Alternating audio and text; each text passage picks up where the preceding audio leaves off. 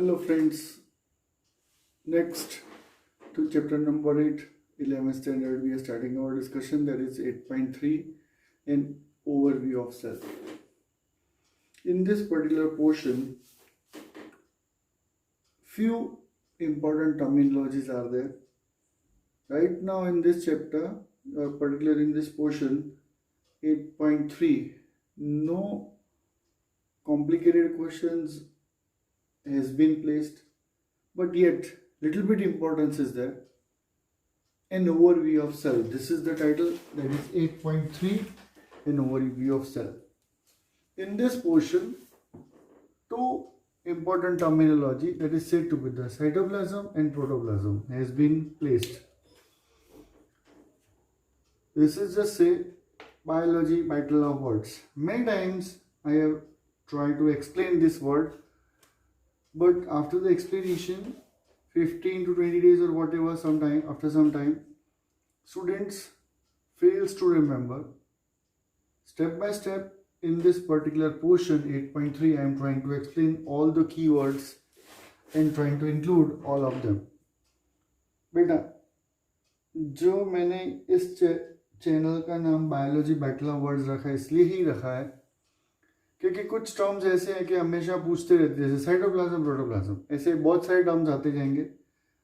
और जो मैंने मेरे मोटिवेशनल वीडियोस में बताया भी है, मेरा एम क्या है ये चैनल कंस्ट्रक्ट करने का, बच्चों को समझाने का कि शॉर्टेस्ट टाइम के अंदर आप बेटा अच्छा सारा रिवाइज कर सकते हो। और ये दोनों वर्ड बहुत बार रिपीट होंगे अलग अलग जगह पे। सबसे पहले साइटोप्लाज्म, बुक के अंदर प्रिंटेड डेफिनेशन है, an area of cell where all the cellular activities are going on, that is cytoplasm.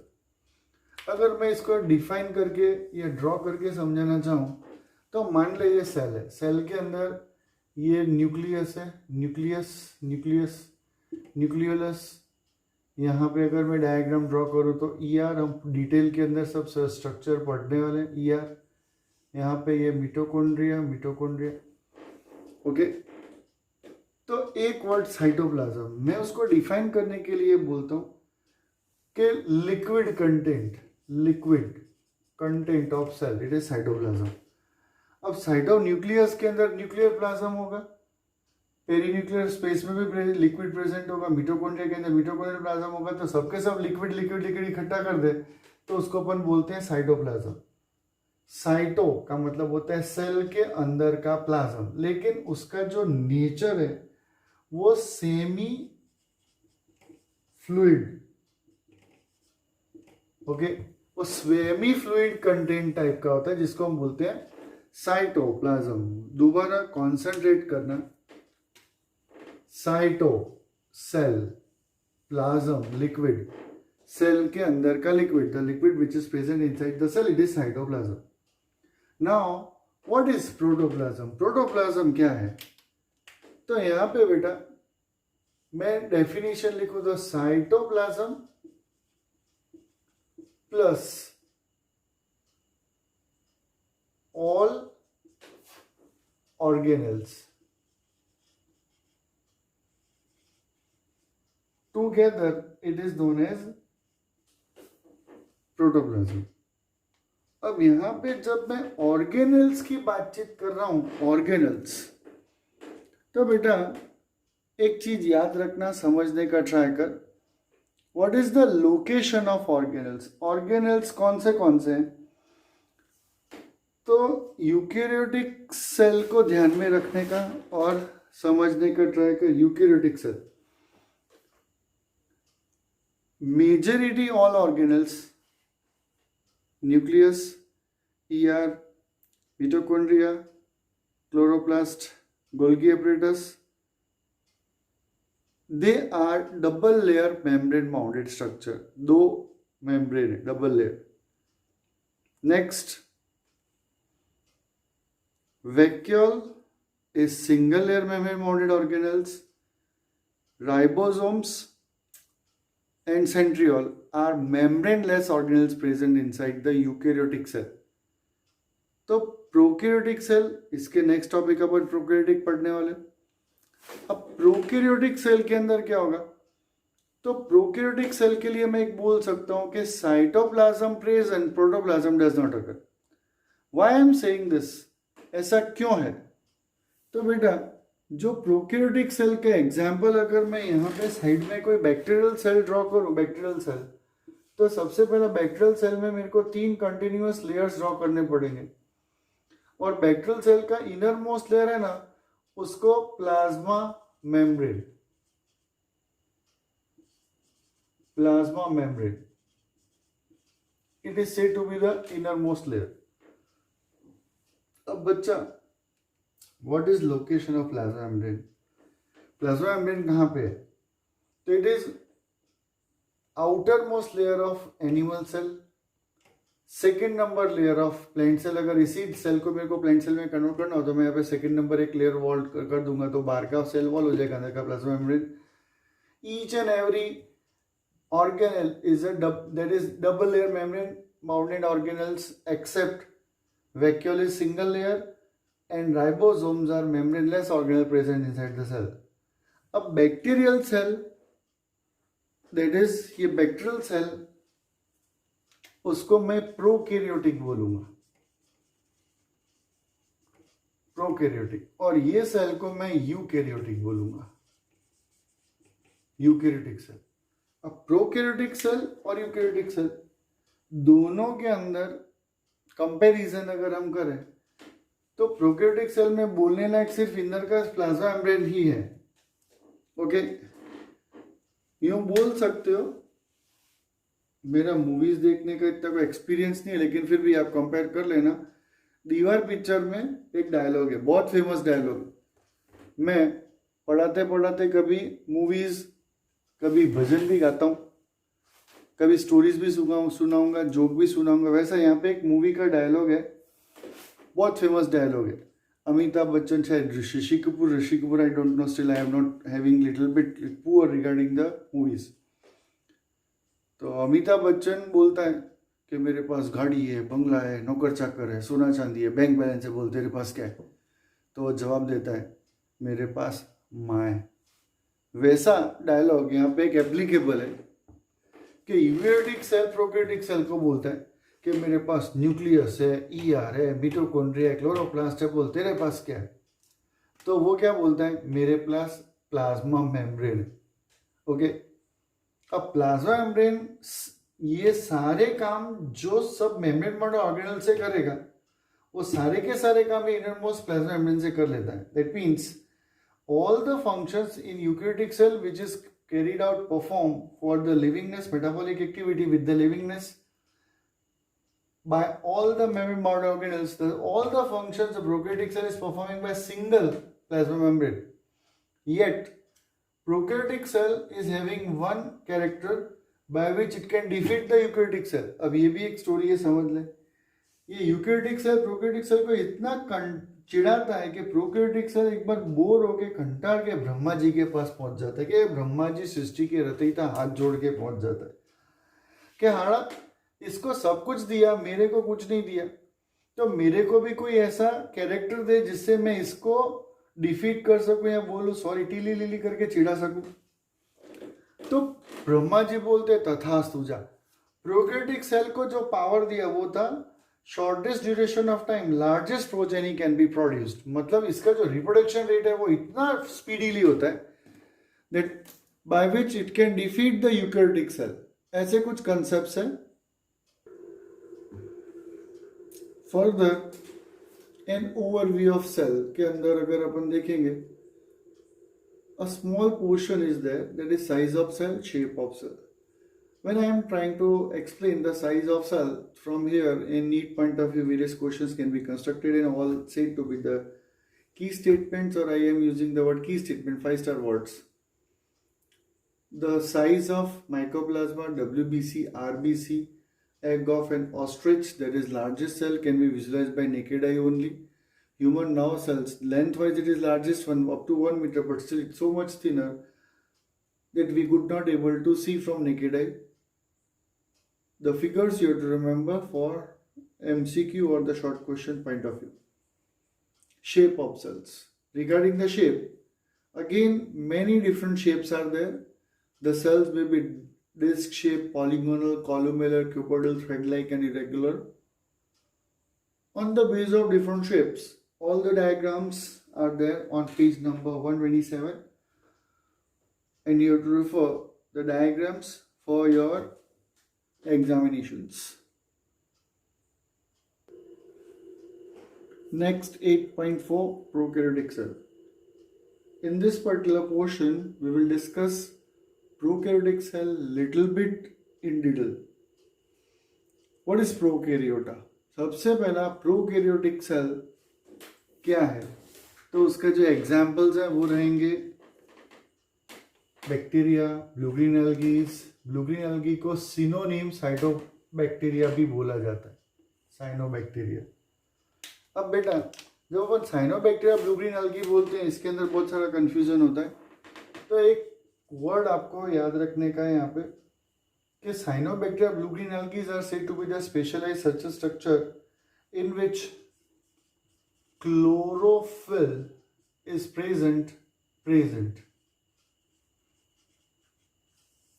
होता है, लेकिन क्लोरोप्लास्ट एब्सेंट है. Chlorophyll is present, chloroplast is absent. This is said to be the key characteristics of this.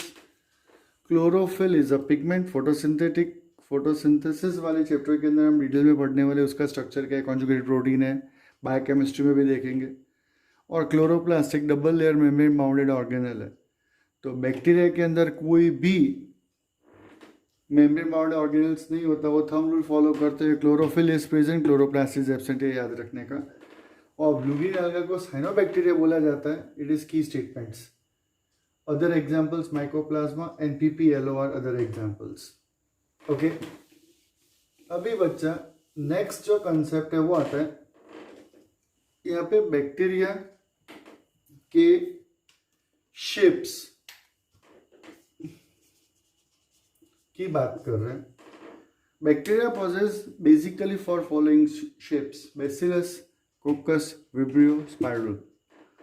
Bacillus, it is further divided into Diplobacillus, Streptobacillus. Bacillus का मतलब होता है Bacillus, rod shaped. ये जो बैक्टीरिया है, एक छोटा सा rod shaped उसका स्ट्रक्चर है, rod shaped. Coccus, spherical. Spherical मतलब बोलो तो गोल, बिल्कुल गोल मोतियों जैसा, spherical. Vibrio, it is comma shaped structure. और स्पाइरुलम जो बैक्टीरिया है वो इस तरह से स्पाइरल शेप्ड होता है, स्पाइरल शेप्ड बैक्टीरिया, उसका शेप स्पाइरल शेप होता है. अब बेसिलस के दो सब हेड्स होते हैं. डिप्लोबैसिलस एक ऐसा कंसेप्ट है कि उसके अंदर जो रॉड शेप बैक्टीरिया है ना, उनको अकेले रहना कभी पसंद नहीं है, वो दो की जोड़ी में ही होते हैं, लैला मजनू. ओके, तो उसी तरह से डिप्लोकोकस है ना, वो दो की पैर में रहेंगे. ओके, राम और सीता मतलब साथ साथ दो की पैर में जोगे. अगर स्प्लिट होंगे, रिप्रोडक्शन करेंगे तो भी दो होते जाएंगे. स्टेप्टो एक ऐसा कंसेप्ट है कि जिसके अंदर पूरा के पूरा चेन जैसा, लेकिन हर एक बैक्टीरिया एक नहीं रहते हुए उसका इलोंगेटेड चेन बनेगा. अगर आप माइक्रोस्कोप के अंदर देखेंगे तो सेम स्टेप्टो के अंदर मोतियों की माला परफेक्टली, हाँ, लेकिन स्ट्रेट नहीं होते हुए व्हाटएवर जिगजैग पैटर्न या व्हाटएवर पैटर्न के अंदर बाइफर्केटेड होते जाएंगे.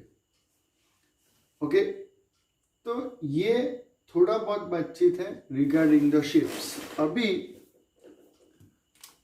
इस पर्टिकुलर पोर्शन या इंट्रोडक्टरी डिस्कशंस के अंदर पेज नंबर 128 के अंदर एक वर्ड आपको और की वर्ड संभालने का है, जिसको हम बोलेंगे डीएनए. तो बैक्टीरियल डीएनए के लिए दो पर्टिकुलर टर्म्स यहाँ पे समझने के हैं.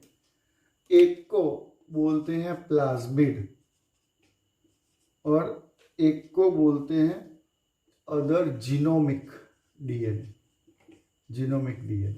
और प्लाज्मिड डीएनए. दोनों डीएनए, लेकिन दोनों के अंदर एक फर्क है. अब मैं फटाफट आगे समझा रहा हूँ, उससे पहले एक कंसेप्ट पूछना चाहूंगा कि प्रोकैरियोटिक सेल पोजेस न्यूक्लियस, उसका न्यूक्लियस होता है। मेजॉरिटी स्टूडेंट्स यूँ बोलूँ तो लगभग 30 to 40% स्टूडेंट्स बोलेंगे कि सर बैक्टीरिया में, प्रोकैरियोटा में न्यूक्लियस नहीं होता। ओके, और वहीं पे वो लोग गलती करते। बैक्टीरिया में न्यूक्लियस होता है, हाँ न्यूक्लियस होता है, लेकिन प्रिमिटिव है। प्रिमिटिव का मतलब क्या होता है? Nucleus is not bounded double layer membrane mode organelle double layer membrane में प्रोटेक्टेड नहीं है। It is primitive, chromosome formation नहीं होता। ओके, तो न्यूक्लियस है मतलब हाँ है। सीधा एक एग्जाम्पल दूँ, मान ले मामा हो, मामा, मम्मी का भाई मामा, मामा है, आंसर बोले है।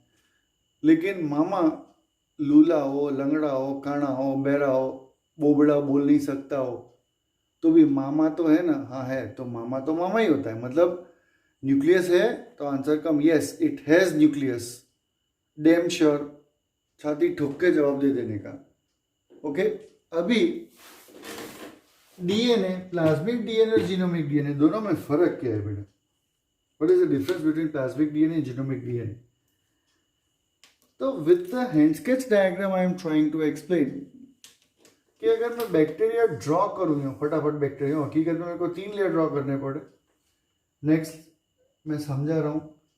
अब उसके अंदर ये ऐसा एक मैं सर्कुलर शेप ड्रॉ करूँ, सर्कुलर शेप, तो उसको मैं बोलूँगा दिस इज प्लाज्मिक डीएनए। मैं इसको प्लाज्मिक डीएनए बोलूँगा। ओके, ये बैक्टीरिया का डायग्राम, हाँ बैक्टीरिया का डायग्राम है। यूँ बोलूँ तो बैक्टीरिया का डायग्राम नहीं है, क्योंकि मैं बायो पढ़ रहा हूँ और बायो के अंदर जितने डायग्राम्स होते हैं मैं बोलूँ ये ट्रांसफर सेक्शन ऑफ बैक्टीरिया, मतलब बैक्टीरिया हो, बैक्टीरिया तो कॉम्पैक्ट है, उसको बीचों बीच से स्लाइस कट करके मैं समझाने का ट्राई कर रहा हूँ। अंदर क्या है देखना हो तो बैक्टीरिया को बीचों बीच से उड़ाना पड़े, कट करना पड़े।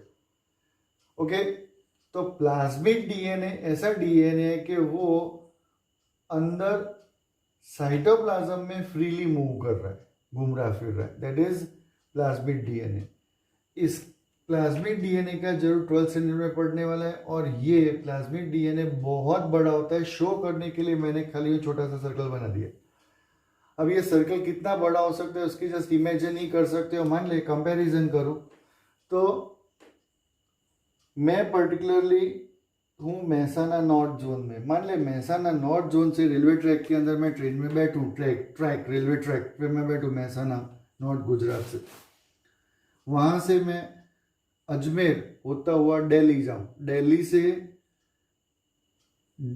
बिहार से लखनऊ होता हुआ बिहार जाऊँ, बिहार से जगन्नाथपुरी जाऊँ, जगन्नाथपुरी से नीचे हैदराबाद बेंगलुरु होता हुआ केरला पहुँचूँ, केरला से फिर ऊपर बॉम्बे आऊँ, बॉम्बे से फिर सूरत आऊँ, सूरत से बड़ौदा, बड़ौदा से वापस मेहसाना आऊँ, और पूरे इंडिया के अंदर का जो रेलवे ट्रैक बनेगा ना उतना उससे भी ज़्यादा बड़ा छोटा प्लाज्मिड एक बैक्टीरिया के अंदर होता है। प्लस एक नहीं, ऐसे बहुत सारे सर्कल्स भी हो सकते हैं जो 12th में हम पढ़ेंगे, low copy number, high copy number biotechnology के अंदर। तो बेटा 11th से यहाँ से जो तुम पढ़ना शुरू कर रहे हो, अगर कंटिन्यूस कांटेक्ट में रहोगे तो कौन सी चीज फ्यूचर में कहाँ पे पढ़ने का वो मैं बता जाऊंगा, और यहाँ पे बहुत इंपॉर्टेंट है plasmic DNA.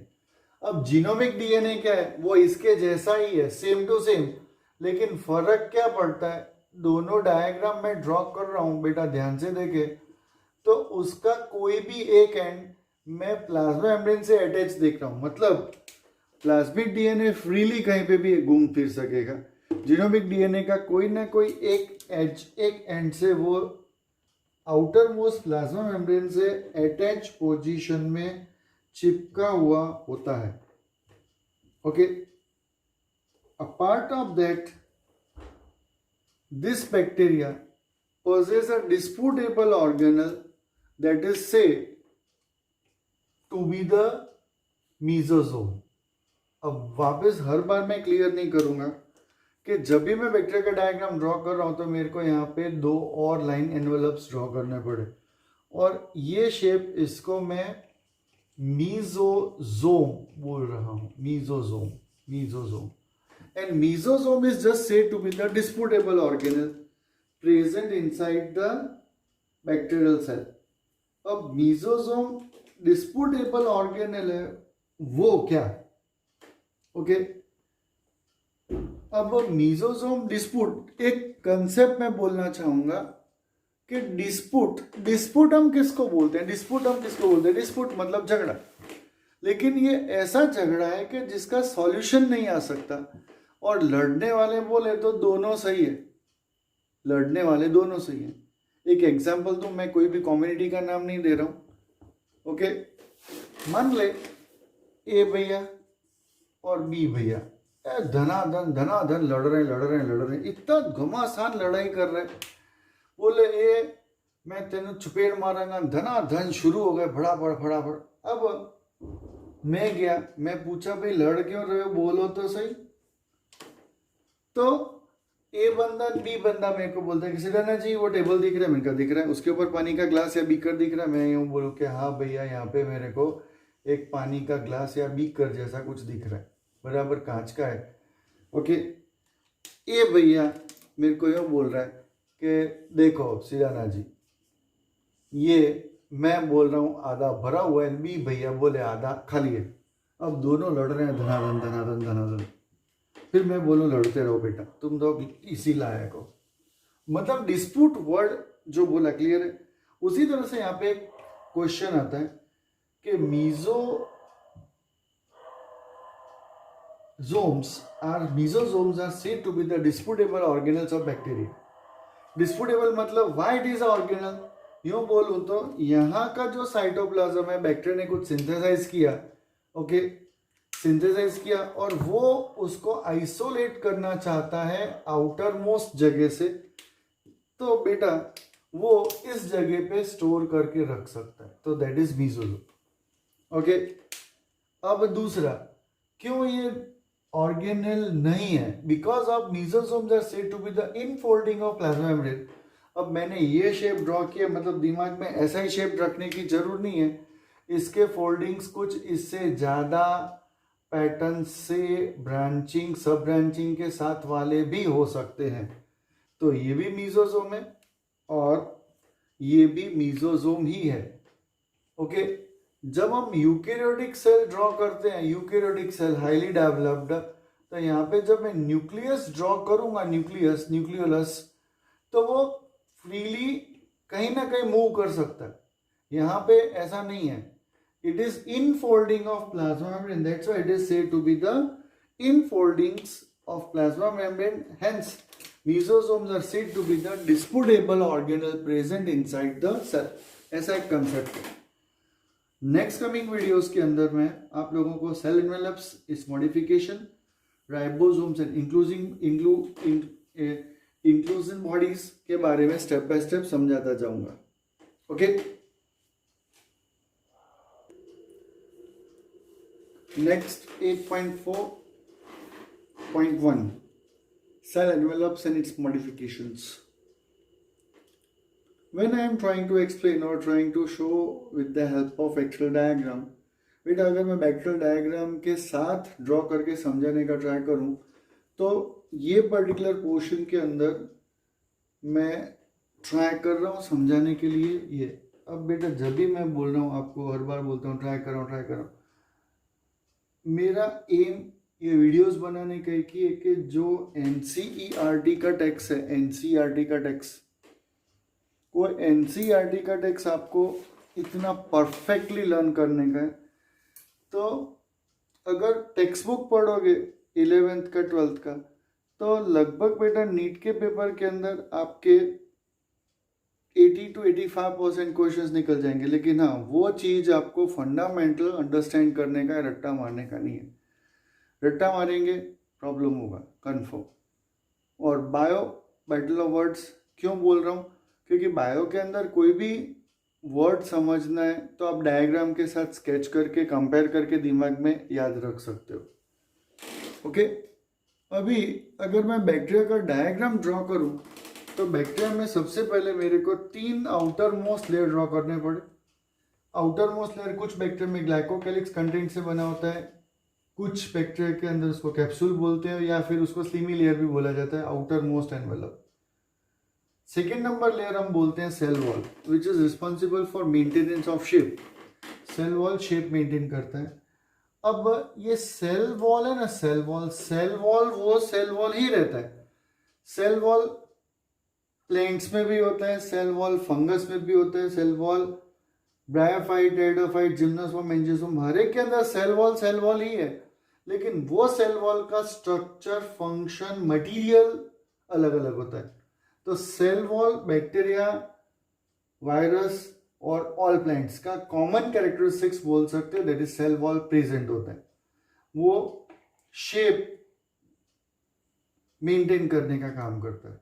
The inner most layer is plasma membrane. वो प्लाज्मा मेम्ब्रेन से to be the common characteristics in eukaryota और प्रोकैरियोटा, दोनों के अंदर प्लाज्मा मेम्ब्रेन। यहाँ पे plasma membrane inner most layer है और किसी किसी जगह पे इनफोल्डिंग्स मेसोसोम बनाता है, जो मैं जस्ट अभी बातचीत करके आपको समझा चुका हूँ, डिस्प्यूटेबल ऑर्गेनेल है। इसके अलावा बैक्टीरिया में पीली आउटर मोस्ट स्ट्रक्चर होता है, इलोंगेटेड ट्यूबुलर स्ट्रक्चर है, स्पेशल टाइप ऑफ प्रोटीन से बना हुआ होता है। A part of the that is there is the presence of fimbriae, it is bristle like projections projected outside and they are used for the attachment with the host or other bacterial cell during the conjugation, जो हम step by step reproduction में देखेंगे। Next is 8.4.2 ribosome inclusion bodies. जब भी ribosomes मैं समझाता हूं what is ribosomes, तो ribosomes are responsible for synthesising of protein. Ribosomes in prokaryotic cell are of 70S type। यहाँ पे 70S टाइप ऑफ राइबोसोम है। यहाँ पे बेटा मैं जो डायग्राम ड्रॉ करके समझाने का ट्राई कर रहा हूँ, हकीकत में ये डायग्राम मैं नहीं ड्रॉ कर सकता, लाइन नहीं बना सकता। ये मैं खुद की एक डेफिनेशन बोल रहा हूँ। कई बार मैं बोलूंगा कि मैं घर का वर्ड बोल रहा हूँ, वो आपको वो कंसेप्ट समझने के लिए काम में आएगा, बोर्ड की एग्जाम में मत लिखना। राइबोसोम्स के लिए मैंने अपनी ओन डेफिनेशन दी है समझने के लिए बेटा, कि you can compare ribosome with the cloud. आप राइबोसोम को समझना चाहते हो, अंडरस्टैंड करना चाहते हो, तो राइबोसोम मेम्ब्रेनलेस ऑर्गेनेल है। अब राइबोसोम मेम्ब्रेनलेस ऑर्गेनेल, मेम्ब्रेन मतलब क्या है समझने के लिए मैं जस्ट एक एग्जांपल दूं। मॉनसून के अंदर आसमान में आपको क्लाउड्स देखने को मिलते हैं, बादल देखने को मिलते हैं। There is a boundary of cloud. आपने डायग्राम भी ड्रॉ करे होंगे प्रीवियस यूनिट में, भाई क्लाउड ड्रॉ करो, तो क्लाउड जैसे हम ड्रॉ करते हैं उसकी बाउंड्री, कोई क्लाउड्स की कोई बाउंड्री होता है नहीं होता, लेकिन फिर भी हम समझते हैं ना कि हाँ ये क्लाउड है। उसी तरह से साइटोप्लाज्म के अंदर जो राइबोसोम्स नाम का ऑर्गेनेल है, राइबोसोम ऑर्गेनेल प्रोकैरियोटा के अंदर भी प्रेजेंट होता है, यूकैरियोटा में भी प्रेजेंट होता है, लेकिन राइबोसोम्स मेम्ब्रेनलेस ऑर्गेनेल है। इसलिए अपन यहाँ पे जो थंब रूल आता है कि bacterial cell don't possess any membrane bounded organelles, यहाँ पे फुलफिल हो जाता है। Ribosomes are of 70S type. अब यहाँ पे पूछे ये S क्या है, तो S सिडाना भावेश नहीं आऊं पहुंच सकते थे, लेकिन बहुत सारे डिस्प्यूट्स हो गए, क्यों नहीं पहुंचे बाद में बोलेंगे। S स्वीडबर्ग यूनिट है, स्वीडबर्ग मे बी साइंटिस्ट है और उन्होंने ये इन्वेंशन किया होगा। राइबोसोम 70S टाइप है ये कंडीशन में, लेकिन जब दोनों स्मॉल एंड बिग डिटैच हो at that time they both are of 30S and 50S। अब भी से आपके दिमाग में वो कि होए सर प्रॉब्लम कंफ्यूजन, यहाँ पे इन दोनों को प्लस करो तो हकीकत में 80 होता है बेटा। ये बायोलॉजिकल मैथ्स है और बायोलॉजिकल मैथ्स है ना वो बहुत खतरनाक होता है, हकीकत में खतरनाक होता है। देख 70S that is equal to 30 + 50 70 है। हाँ अभी भी 70 है, क्योंकि यहाँ पे समझने के लिए कंपेयर कर कि ये ट्विन बंगलोज है, दोनों बंगलोज है। अब दोनों बंगलोज को मिला दें तो एक वॉल कॉमन हो जाएगा, सरफेस एरिया घट जाएगा, सब समझने के लिए, just I am telling for understanding purpose only. तो 70S, but when they separate 30S and 50S। Okay, अब राइबोसोम्स का ये जो मैथमेटिक्स पॉइंट ऑफ व्यू से कोई लेना देना नहीं है, क्योंकि बायो के अंदर तो 30 + 50 दैट इज इक्वल टू 70 होता है। हाँ, एस दैट इज राइबोसोम्स के सरफेस एरिया की अपन बात करें, स्वीटबर्ग यूनिट है, उसका यूनिट है। बायो के अंदर 8 + 2 दैट इज इक्वल टू 1 होता है। 8 + 2 दैट इज इक्वल टू 1 बहुत खतरनाक काम काज है, जैसे स्टेप बाय स्टेप हम आते जाएंगे मैं बताता जाऊंगा।